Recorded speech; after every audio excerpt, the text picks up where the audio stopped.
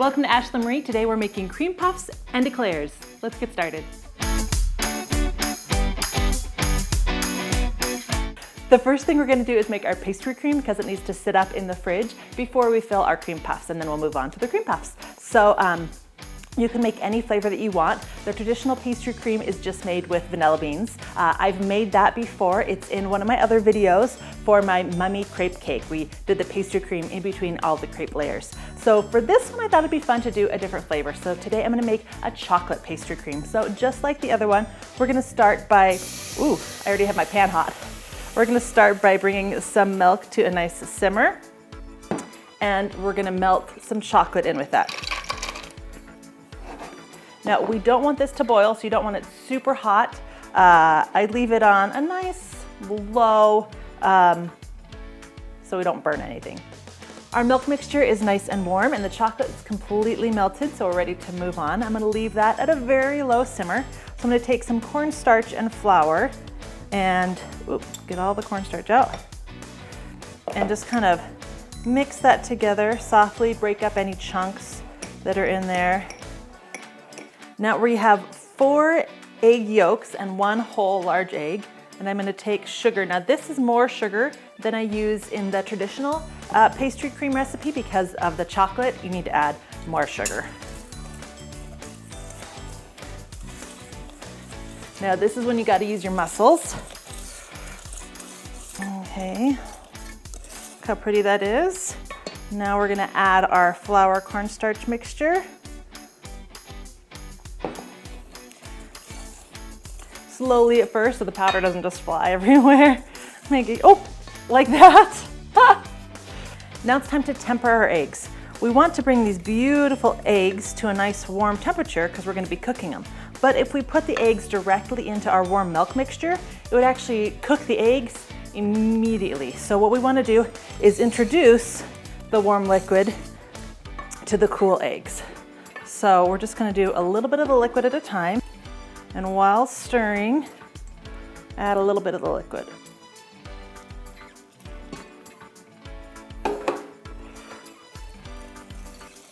Once that's mixed in, let's add a little bit more.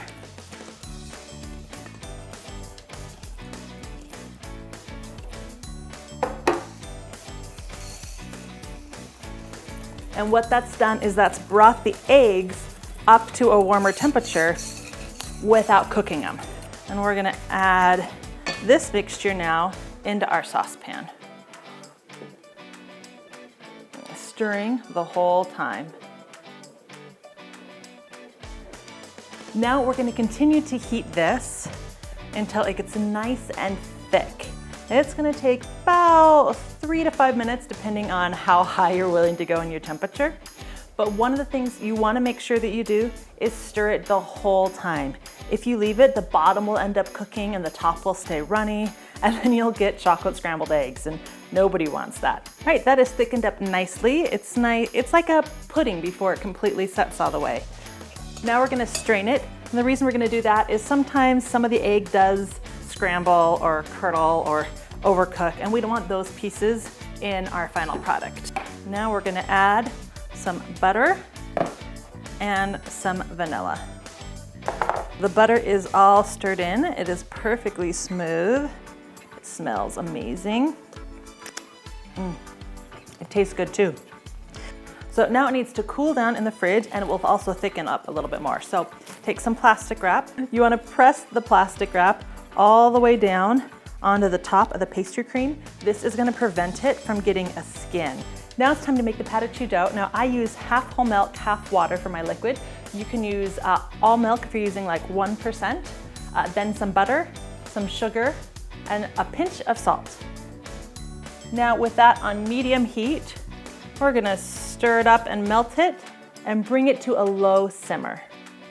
Everything is melted and we have a nice simmer going. So now I'm gonna add the flour all at once. And you just want to stir it until it balls up.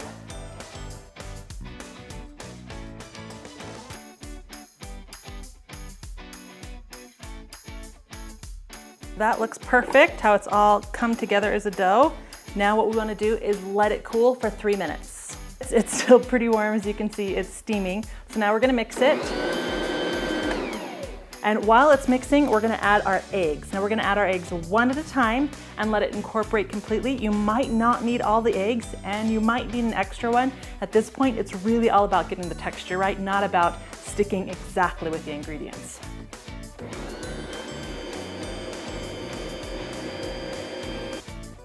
You can see it's starting to come together, but it's still super thick and not quite glossy enough. So we're gonna add some more. All right, so now it's shiny and glossy. Now when you plop it off, it comes to these nice points. See these nice points right here? So it's ready to go. One of the biggest differences between cream puffs and eclairs is simply the shape. Cream puffs came first and the eclairs came later as they were fancying them up a little bit more. So I'm gonna make both, and you can see in my pans, I just have templates.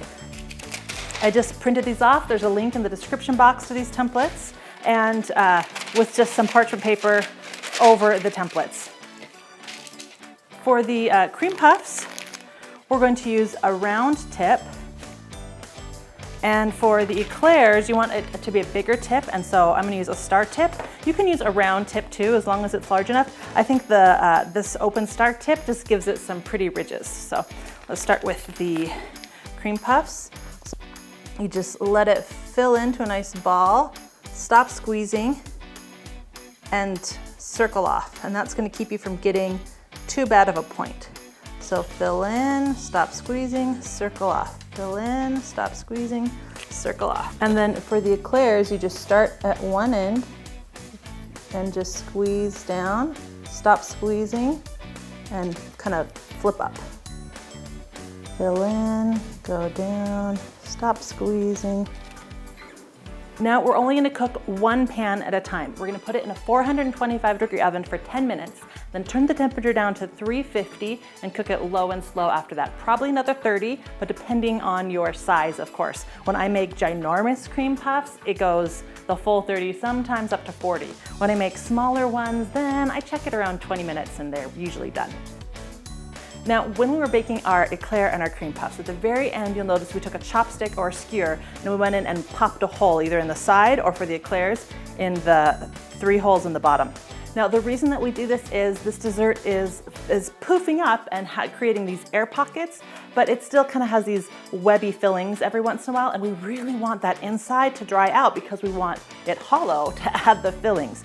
So by popping a hole during the last 5 or 10 minutes, it's gonna help all the heat from the oven get inside the dessert and dry it out, so that when you slice it open, you have this beautiful cavity for the fillings. So cream puffs are traditionally filled with whipped cream. Now you can flavor your whipped cream, or of course you can just use regular whipped cream. So what you wanna do is slice open your cream puffs, and then we're gonna fill a piping bag. Now this is stabilized whipped cream. I'm using a closed star tip because it's gonna be really pretty, and just pipe some right in there, and then just put the top back on. And then to finish it off, you use some powdered sugar that you just shake on top. Done. And the eclairs are baked and done and beautiful. Now, while cream puffs are traditionally filled with whipping cream, eclairs have this huge wide range of things that they're filled with. Puddings, pastry creams, custards, whipping creams, jellies, jams, curds. You know, you name it, you can make a dessert eclair made out of it. The big difference is you have heavier fillings in eclairs, and then you usually frost it with a glaze. And that's the big difference. Cream puffs are, you know, light and airy. Eclairs are heavy and more desserty. So our chocolate pastry cream is done. Some people like to fill it with this pastry cream straight, but some people feel like it's a little bit heavy. So you have 2 different options. I'm gonna take some of my chocolate pastry cream and put it over here with my stabilized whipped cream that's left. What that's gonna do is give us that heavier pastry cream taste, but it's also gonna lighten it up and make it more moussey. All right, we have our stabilized whipped cream / chocolate pastry cream all mixed together, and we have our finished eclairs. Now, remember those 3 holes we made at the bottom? I'm gonna use those now as my guide. I'm gonna stick my piping bag in there and fill. You'll feel some weight to this as you fill it up. Our eclairs are full and now it's time to frost them. So I've just heated up some chocolate and some cream over a double broiler on the stove. It's kind of a ganache-like version of icing. So take your eclair and just dip it in, pull it out, shake it off, and flip it over. And then that will settle down into all the creases, and then repeat.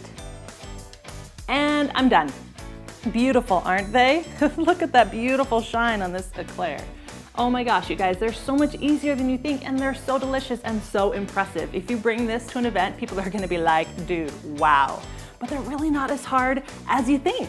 I hope you make this. Leave me a comment down below if you give it a try. Tell me what you think of the recipe, what filling flavors you chose. I'm gonna have links in the description box to full printable recipes. You guys don't have to try to follow along and write down measurements as I go. I have it all right there for you. Click over, print, easy peasy.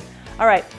Don't forget to subscribe so you don't miss anything. If there's any fancy schmancy desserts that you guys want to learn more about or see tutorials for, or why they work or how they work and how to make them, leave me a comment. Let me know what you want to see. I want to make the video that you want to learn about. So my favorite part of all videos, yay!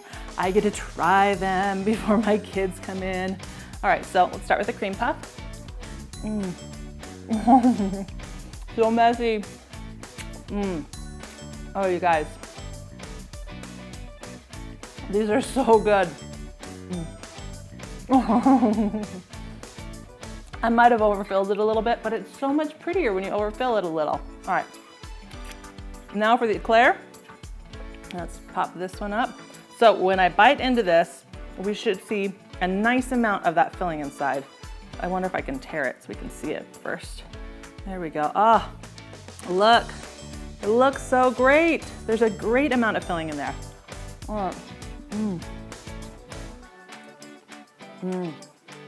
I'm glad I added that stabilized whipped cream. It lightened it up enough that I feel like I can eat an entire one. If I'd left the chocolate pastry cream whole, it might have been a little bit rich, even for me. All right, thanks for watching.